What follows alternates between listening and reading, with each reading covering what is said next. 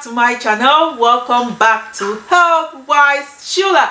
If you are new to this channel, welcome. Thank you so much for watching. This channel is educational and motivational.